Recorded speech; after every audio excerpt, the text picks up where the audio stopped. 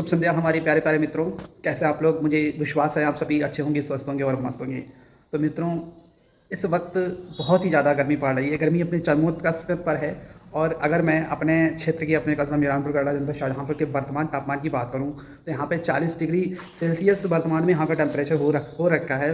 पंखे भी गर्म हवा फेंक रहे हैं और हर तरीके से जो है आसमान से आग बरस रही है। यानी कि गर्मी ने कुल मिलाकर के पसीने से तरबतर कर रखा है। और इस बीच हमारे जो विद्यालय हैं उनमें ग्रीष्म अवकाश किया हुआ है, जिससे कि हमारे जो बच्चे हैं वो घर में रह कर के गर्मी की से जो है बचाव है वो कर सकें घर में रह कर के। तो ये जो ग्रीष्म अवकाश है, तो इस ग्रीष्म अवकाश का सदुपयोग कैसे कर सकते हैं, इस विषय पर बात करने के लिए आज मैं बहुत ही महत्वपूर्ण टॉपिक आप लोगों के सामने लेकर के आया हूँ कि जो ग्रीष्म अवकाश है, इस समय को आपको व्यर्थ नहीं करना है। इस समय का सदुपयोग कैसे आप कर सकते हैं, तो इस विषय पर बहुत ही महत्वपूर्ण जानकारी मैं आप लोगों के सामने लेकर के हाजिर हुआ हूँ। मित्रों, होता क्या है कि इस यानी कि 20 मई से हमारे विद्यालय में ग्रीष्म अवकाश की जो छुट्टियां हैं, जो अवकाश हैं, वो बोल दिया जाता है, वो बता दिया जाता है। और इस बीच होता है क्या है, मनोरंजन में लग जाते हैं कई सारे हमारे साथी, कई सारे हमारे जो बच्चे हैं वो टूर पे निकल जाते हैं। कई सारे हमारे अपने जो रिलेशन हैं, जो रिश्तेदारियाँ हैं, नाना नानी के यहाँ पे निकल जाते हैं, अपने मामा मामी के यहाँ पे घूमने के लिए निकल जाते हैं, इंजॉयमेंट के लिए। तो हालांकि ये ज़रूरी है, क्योंकि बचपन का यही तो एक महत्व रह जाता है कि हम उस पल को एंजॉय कर पाते हैं। इसके साथ साथ मेरा तो यही कहना है कि जब आप एंजॉय करने जाएं तो जिस तरीके से हम मनोरंजन करते हैं, ठीक उसी प्रकार से आपकी जो पढ़ाई है वो भी एक तरीके से खेल जैसी ही महसूस होनी चाहिए। असल मायनों में होता क्या है कि हमें जो शिक्षा जो है वो पढ़ाई जो है कभी भी खेल जैसी महसूस ही नहीं होती। और जिस जिस जिस दिन हमें ये जो है खेल जैसी महसूस होने लगती है, तो हम बहुत ही मेहनत के साथ और लगन के साथ इसको जो है सीखते हैं और अपने व्यक्तित्व को सफल बनाते हैं। तो मेरा तो यही कहना है कि आप घूमें फिरें, एंजॉय करें, लेकिन इसके साथ साथ जहाँ पर भी जाएँ तो कुछ ना कुछ क्रिएटिव करें, कुछ ना कुछ अलग आप वहाँ पर देखें कि वहाँ के लोग जो है किस तरीके से रहते हैं, वहाँ के लोग क्या काम करते हैं, उनकी जो है दिनचर्या क्या है, वो किस तरीके से जीवन जीते हैं। तो उस तरीके से एक तरीके से आप नोट डाउन बना सकते हैं, वहाँ के लिख सकते हैं कि वहाँ का जो है जनसंख्या कितनी है, वहाँ का एजुकेशन सिस्टम क्या है। इस तरीके से आप कुछ क्रिएटिव करिए, कुछ अलग करके दिखाइएगा। जिस तरीके से हमारे जो स्कूल्स हैं, जो विद्यालय हैं, उनमें बता दिया गया होगा कि आपको जो है ये टॉपिक तैयार करने हैं, आपको ये मॉडल बनाने हैं, आपको जो इस विषय पर ये लिख के लाना है, या जो है अलग अलग टॉपिक हर क्लास में अलग अलग लेवल के अनुसार दे दिया जाता है। तो आप जहाँ पर भी जाएँ वहाँ के बारे में कुछ अलग सीखें, क्योंकि इंसान जहाँ पर भी जाता है, कहीं पर भी जाता है, वो कुछ ना कुछ सीखता रहता है। और उस जो चीज़ आप नहीं सीखें उसको अपने व्यवहार में, अपने जीवन में उतारने की कोशिश करें। और हमेशा बी पॉजिटिव रहिएगा, अच्छा सोचिएगा, नेगेटिव ना सोचिएगा। क्योंकि घूमने का मतलब यही है कि जहाँ पर आप घूमने जाते हैं वहाँ से आप कुछ ना कुछ सीख करके आते हों, अपने जीवन के व्यक्तित्व के बदलाव के लिए आप कुछ ना कुछ सीख करके आते हों। तो यही मेरा कुछ कहना है।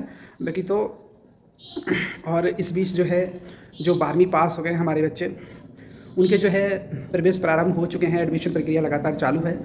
तो इस बीच उनके लिए भी कुछ हमारे टिप्स हैं कि वो किस तरीके से जो है कौन सा कोर्स चुने, कैसे चुने। तो उनका तो यही है कि आप पहले ये देखें कि आपका जो है अंक तालिका है, उसमें आपका हाईएस्ट स्कोर कौन से सब्जेक्ट में है।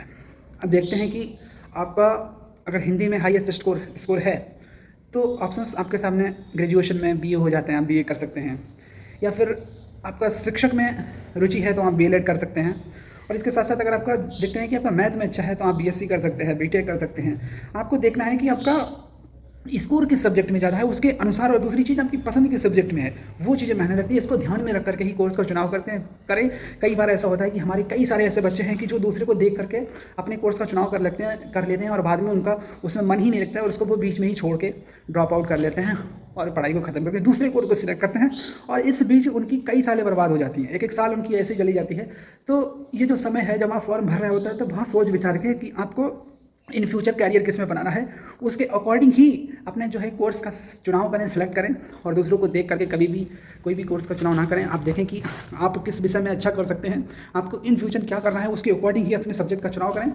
और दूसरी चीज़, जिस कॉलेज से भी आप एडमिशन फॉर्म भर रहे हो, तो आपको उस कॉलेज की एकेडमिक बैकग्राउंड है उसके बारे में पहले जानकारी कर लेनी है, इसके बाद ही उस कॉलेज का फॉर्म भरना है। कई बार ऐसा होता है कि हमारे छात्र छात्राएं कॉलेज की जो एकेडमिक बैकग्राउंड है उसके बारे में जानकारी किए बगैर ही वहाँ के जो कॉलेज है उसमें फॉर्म भर देते हैं। उनको बाद में वहाँ का जो इन्वायरमेंट है वो पसंद ही नहीं आता और उनको वो छोड़ना पड़ जाता है। तो आप जो है एकेडमिक बैकग्राउंड जो वहाँ पर पढ़ चुके हों, ऐसे छात्र अथवा छात्राओं से उसके बारे में पता कर लें और इसके बाद ही उस कॉलेज में प्रवेश करें और जो एडमिशन लें। और जीवन का एक गोल बनाएं कि लाइफ में आपको करना क्या है। उसके अकॉर्डिंग अपनी तैयारी करें। और बाकी हमारे जो बच्चे हैं वो बहुत ही ज़्यादा मेहनत कर रहे हैं, लगे हुए हैं लगातार। और मेरा तो एक सजेशन यही है कि आप ग्रेजुएशन में आ गए हैं तो कई बार ऐसा होता है कि जब कोई भी स्टूडेंट है वो हाई स्कूल में बहुत ही अच्छा प्रदर्शन करता है, इंटर में उसका प्रदर्शन डाउन होता है और ग्रेजुएशन में उसका परसेंटेज और भी डाउन होने लगता है। हालांकि ऐसा सबके साथ नहीं होता है, ऐसा कोई जनरली रूल्स नहीं है, क्योंकि लाइफ का कोई रूल बुक नहीं होता है। आपको पास्ट में या फ्यूचर में रहना है, लेकिन उससे ज़्यादा महत्वपूर्ण मायने रखता है कि आप वर्तमान में कैसे रहते हैं, तो वो चीज़ें अलग हैं।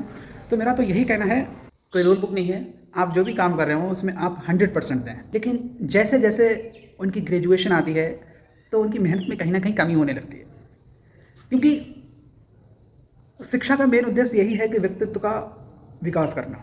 क्योंकि जैसे जैसे हम शिक्षा के लेवल जो है वो पार करते जाते हैं हमारे व्यवहार में, वैसे परिवर्तन आने लगता है, वैसे ही व्यक्ति विनम्र बनने लगता है। एक शिक्षित और अनपढ़ व्यक्ति में क्या क्या फ़र्क है? एक शिक्षित और अनपढ़ व्यक्ति में यही है कि एक शिक्षित व्यक्ति से आप कुछ कह दो तो उसका उस पर वो कोई प्रतिक्रिया नहीं देता है, जबकि अगर आप एक अनपढ़ व्यक्ति से कोई बात कह दो तो उसको वो तुरंत कटाक्ष करता है, रिप्लाई करता है, यहाँ तक कि अभद्र भाषा का भी प्रयोग करने लगता है। तो एक शिक्षित व्यक्ति जो है वो बहुत ही ज़्यादा विनम्र हो जाता है। तो मेरा तो कुल मिलाकर के यही कहना है कि आप ग्रेजुएशन में आज एडमिशन लेने जा रहे हैं तो आपको वैसे ही मेहनत करनी है जैसा कि आपने हाई स्कूल और इंटर में ज़बरदस्त प्रदर्शन करके अपनी प्रतिस्पर्धा का लोगों में दिया था।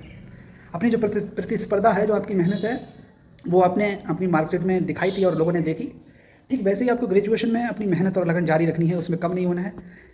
और एक चीज़ कोशिश करनी है कि ये जो उम्र है इसमें अट्रैक्शन बहुत ही ज़्यादा रहते हैं, तो कोशिश रहनी चाहिए कि अट्रैक्शन आपका ज़्यादा ना हो।